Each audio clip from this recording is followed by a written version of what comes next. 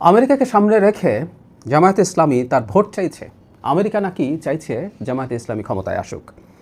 বরগুনা 2 আসনে জামায়াত প্রার্থী সুলতান আহমেদ তার একটা উক্তি পত্রিকায় পাবলিশড হয়েছে। তিনি বলছেন, আমেরিকা যুক্তরাষ্ট্র চায় না পৃথিবীর কোনো দেশ ইসলামী দলের নেতৃত্বে সরকার গঠিত হোক।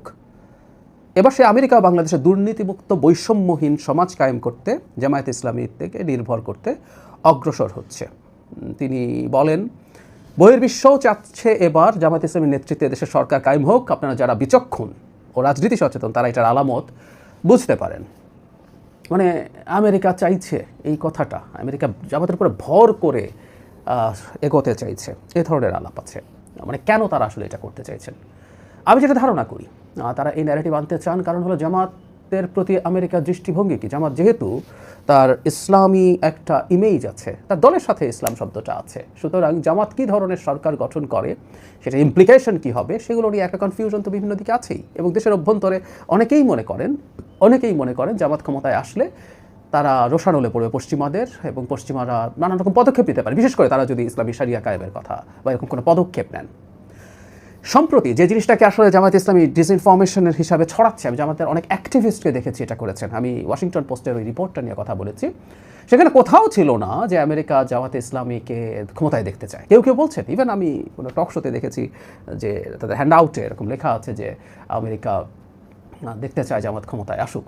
একেবারেই না। ওখানে যেটা বলা হয়েছে, জামাত তার ইতিহাসে সবচেয়ে শক্তিশালী অবস্থায় আছে, তারা ইনক্রিজিংলি শক্তি সঞ্চয় করছে, সুতরাং আমেরিকা জামাতের সাথে এনগেজ করতে চায় এবং এটা চাইবার কথা, খুব স্বাভাবিক। আমেরিকার মতো একটা পরাশক্তি বাংলাদেশে যেসব রাজনৈতিক শক্তি এখন মাঠে আছে এবার বা ভবিষ্যতের নির্বাচনের জন্য, তারা সবার সাথে কানেক্ট করতে চায়।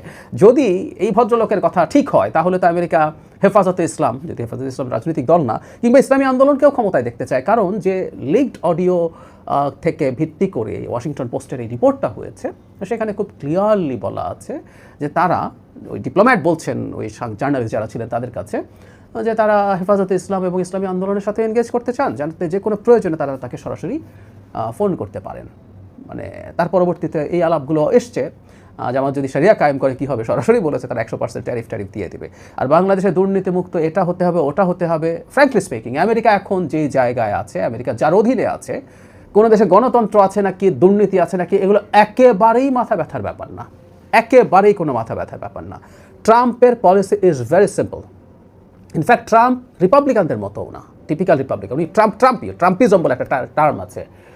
তার কথা খুব সোজা, যে তার সাথে বেটার ডিল করবে, তার স্বার্থ যে রক্ষা করবে তার সাথেই সে থাকবে, এটা একদম সোজা সাপটা। এই যে কিছুদিন আগে ভেনেজুয়েলাতে তারা ওর প্রেসিডেন্টকে যখন নিয়ে গেল, তারপরও ওটা চাই নাই যে ওখানে গণতন্ত্র হোক, আমার তেল লাগবে, তেলে আমেরিকার মানে প্রতিষ্ঠানগুলোকে ব্যবসা করতে দিতে হবে, এবং এর মধ্যে কোনো রাগঢাক নাই। মানে আগে আমেরিকা রেজিম চেঞ্জ করেছে, কখনো কাউকে ক্ষমতায় দেখতে চেয়েছে, এবং সেই সাথে তারা লিবারেল ডেমোক্রেসি ওখানে এস্টাবলিশ করার চিন্তায় ছিল, সুশাসনের এস্টাবলিশ করার চিন্তায় ছিল, করাপশন কমানোর চিন্তায় ছিল, কথা ছিল। এই আমেরিকা মোটেও সেটা না। সুতরাং এই আমেরিকা যদি কাউকে ক্ষমতায়, কথা বলছি, আমেরিকার ওই ডিপ্লোম্যাট এরকম কিছু বলেননি, কাউকে যদি আনতে চায় তাহলে বুঝতে হবে সে রাদার আমেরিকার কাছে দেশের স্বার্থ জলাঞ্জলি দিয়ে সব কিছু দিয়ে দেবে, এই ধরনের কিছু বলেই আমেরিকাকে খুশি করেছে। সুতরাং এই আমেরিকা কাউকে, ট্রাম্পের আমেরিকা, আবারও বলছি, ট্রাম্প কিন্তু রিপাবলিকান না, অন্য রিপাবলিকানরাও এইসব পলিসি এইভাবে কখনো করেননি। সো ট্রাম্পের আমেরিকা যদি এটা করে, ইটস ভেরি রং। সুতরাং জামায়াতে ইসলামীর বোঝা দরকার, তারা যে ন্যারেটিভ মাঠে ছেড়ে দিতে চাইছেন এটা তাদের জন্য হিতে বিপরীত হওয়ারও সমূহ সম্ভাবনা আছে।